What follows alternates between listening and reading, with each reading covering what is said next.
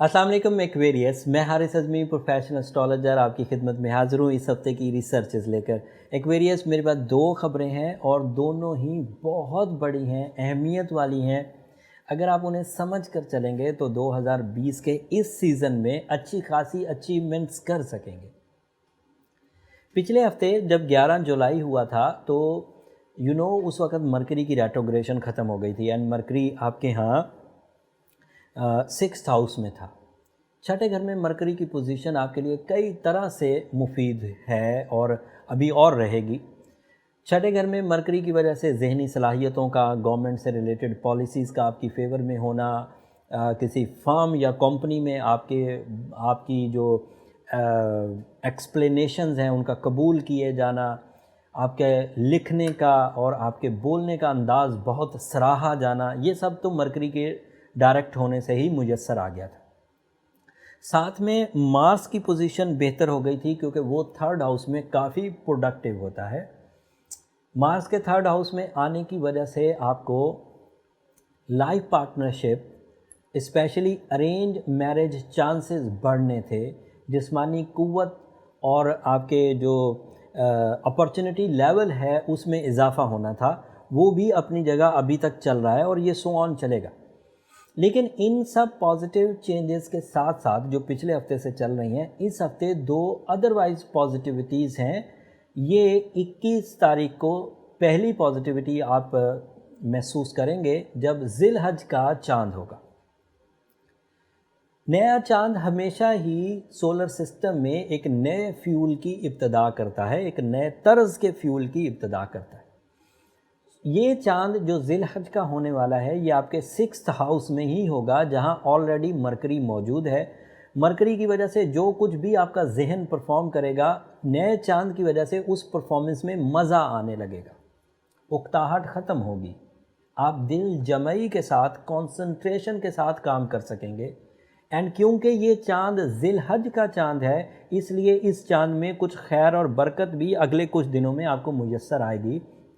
You know very well Aquarius के ज़िलहज Islamic calendar का आखिरी महीना है एंड इस चांद के बाद के जो 10 दिन हैं वो काफ़ी इम्पॉर्टेंट हैं और उनकी अहमियत की कसम अल्लाह ताला ने कुरान मजीद में सूरह फजर में 10 बड़ी रातों की कसम खाई है। एंड नबी करीम सल्लल्लाहु अलैहि वसल्लम ने भी ये बात फरमाई कि अल्लाह ताला को और कोई इबादत इतनी पसंद नहीं है जितनी इबादत इन 10 दिनों में की गई इबादत अल्लाह ताला को पसंद है। सहाबा इकराम ने पूछा, या रसूलल्लाह, जिहाद से भी ज़्यादा? हजूर सल्लल्लाहु अलैहि वसल्लम ने फरमाया, हाँ, जिहाद से भी ज़्यादा अल्लाह ताला को इन 10 दिनों में की गई इबादत पसंद है।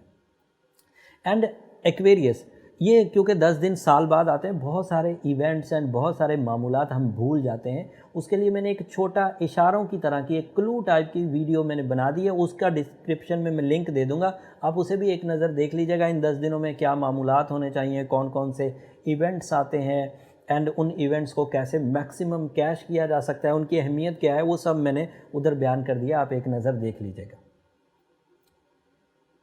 और चांद के जो एस्ट्रोलॉजिकल एडवांटेजेस हैं वो मरकरी के साथ मिलकर और पावरफुल हो गए। तो ये एक खबर हो गई।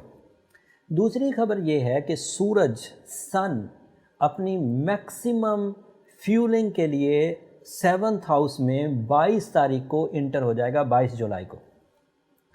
सूरज जब 7th हाउस में एक्वेरियस आपके लिए इंटर होता है तो समझें कि वो आपके लिए उस साल का सबसे ताकतवर टाइम है, फसले बहार है आपके लिए, क्योंकि 7th house is a house of Leo for you Aquarius. And sun जब ल्यू वाले एंगल पर आता है तो वो सबसे ज़्यादा फ्यूलिंग करता है।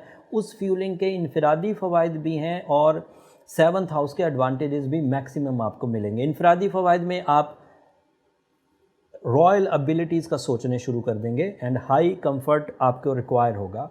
आप थोड़े ईगोइस्टिक भी हो जाएंगे, आप सेंटर ऑफ अट्रैक्शन भी बने रहेंगे, आप में डोमिनेटिंग एबिलिटीज़ भी आएंगी। ये इनफरादी नौयत के एडवांटेजेस हैं। इस तरह के और भी बहुत सारे एडवांटेजेस मिलेंगे, जैसे ब्रेवरी, जैसे कंपटीशन विन करने की सलाहियत, एग्ज़ाम्स देने की सलाहियत, ये सब सन की वजह से मिलेगा और एक्यूरेट एंड एग्जैक्टिव डिसीजंस होंगे। बट इसका जो दूसरा एडवांटेज है वो बहुत बड़ा है, क्योंकि लीव हाउस में ये मैक्सिमम देता है और आपके लिए 7th house is a high level of relationship angle. इसमें जब भी सूरज आएगा रिश्तेदारी ग्रो करेगी, लव लाइफ मुस्तहकम होगी, शादी की हर तरह की रुकावट, हर तरह की मैरिटलेसनेस हो, इमोशनल लेसनेस हो, आपके अंदर अपॉर्चुनिटी की वीकनेस हो, ये जैसे ही सूरज इसमें इंटर होगा 30 दिनों के लिए आप अपने बेहतरीन फॉर्म में होंगे एंड रिलेशनशिप अचीवमेंट्स के सबसे स्ट्रॉन्ग कैंडिडेट बनकर उभरेंगे। एंड जो एक्वेरियस ऑलरेडी कंपेनियनशिप ले चुके हैं, पेयर बन चुका है, उनके अंदर ग्रोथ आएगी, ब्लेसिंग्स आएंगी। एक बंदा दूसरे मतलब एक पेयर का एक पार्ट दूसरे पार्ट को, दूसरे अपने कंपेनियन को सपोर्ट करेगा स्पिरिचुअल साइड पर, माइंड साइड पर एंड ब्लेसिंग साइड पर। तो इसे हम लोग कहते हैं स्पिरिचुअल एक्सचेंज बेनिफिट्स। तो ये भी मुयस्सर आ जाएगा एंड सूरज की वजह से, क्योंकि ये मैक्सिमम फ्यूलिंग। और ये बात भी आपको भूलना नहीं चाहिए कि सूरज 7th हाउस में एक साल में एक ही दफ़ा इंटर होगा। अगर रिलेशनशिप क्राइसिस का कोई एक्वेरियस है तो उसे इन 30 दिनों में अपने सॉल्यूशंस ढूंढ लेना चाहिए, ग्राउंड एफर्ट्स करके, अपने रिसोर्सेज यूज़ करके। अगर वो इन 30 दिनों में नहीं कर सका तो इस तरह के ताकतवर 30 दिन फिर अगले साल मिलेंगे, फिर इस साल मुयस्सर नहीं आ सकते। तो ये बात भी जहन में रखिएगा। अब एक और चीज़ सम अप करता हूँ। सब ये जो कैलकुलेशन है, सूरज अपने ज़ाती घर में maximum reward and maximum reward में big achievement specially in relationship. Moon अपने कैंसर हाउस में, that is in your 6th house with the Mercury, वहाँ पर भी मैक्सिमम फ्यूलिंग मुयस्सर। Mars is in their own house, that is your 3rd house, वहाँ पर भी मैक्सिमम फ्यूलिंग मुयस्सर।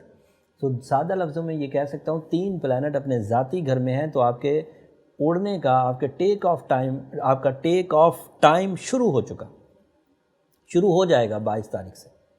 अब अगर इसके बावजूद एक प्रॉब्लम तो है, जुपिटर की रेट्रोग्रेशन, सैटर्न की रेट्रोग्रेशन तो आपके लिए फेवरेबल है 29 सितंबर तक, क्योंकि जब तक वो रेट्रोग्रेड है आपकी 60 रुकी हुई है। बट उसके बावजूद आपको अब जो शॉर्ट टर्म प्लैनेट से सपोर्ट मिल रही है ये हाई लेवल सपोर्ट है। अगर तो कोई एक्वेरियस एवरेज लेवल का भी है तो अब कामयाबियां हासिल करेगा, स्टूडेंट है, बिजनेसमैन है, हाउसवाइफ्स हैं, सिंगर है, डॉक्टर है, बिल्डर है, अब उसके एडवांटेजेस के भरपूर टाइम है। बट अगर उसके बावजूद वो लिंगर ऑन है, नहीं कामयाब हो पा रहा, तो फिर उसे इनफरादी इश्यूज़ हैं, बाय बर्थ इश्यूज़ हो सकते हैं, रिसोर्सेज की ख़राबी हो सकती है, प्लानिंग की ख़राबी हो सकती है, फिज़िकल वीकनेसेस हो सकती हैं। उस क्लोज डायग्नोसिस के लिए कि सब एक्वेरियस अच्छे जा रहे हैं तो आप क्यों अच्छे नहीं जा रहे, उसके लिए आपको अपने पर्सनल चार्ट की तरफ जाना ही चाहिए। उसके लिए नंबर ये नीचे चलते रहते हैं एक्वेरियस, आप उन पर रब्ता करके अपने पर्सनल डायग्नोसिस का, बर्थ चार्ट का टाइम ले सकते हैं। उससे आपको ज़रा close diagnosis and close remedies मिल जाएंगी जो और तेज़ी से आपके लिए लाइफ सॉल्यूशंस की वजह बनेंगी। अब आखिर में मेरी 2 दरख्वास्तें हमेशा की तरह एक्वेरियस, अगर मेरी ये रिसर्चेज़, अगर मेरा ये कैलेंडर की इन्फॉर्मेशन देना आपको पसंद आ रहा हो तो जब आप इन बड़े 10 दिनों में अल्लाह के यहाँ सरबा सजूद हों तो हमें भी अपनी दुआओं में याद रखिए। आपकी दुआएं एक्वेरियस न सिर्फ इस दुनिया में बल्कि आखिरत में भी हमारा सबसे कीमती सरमाया है। अगले हफ्ते यौम अरफात होगा, ये बड़ा एनुअल इवेंट है हमारा हज का, एंड फिर यौम नहर होगा, कुर्बानी का दिन, जिसे अल्लाह ताला ने हमारे लिए ईद डिक्लेयर किया। एंड फिर कुछ और एस्ट्रोलॉजिकल इवेंट्स भी हैं, उनकी तफसील के साथ अगले हफ्ते आपकी खिदमत में दोबारा हाजिर होऊंगा। तब तक के लिए इजाज़त दीजिए, अल्लाह ने के बाद।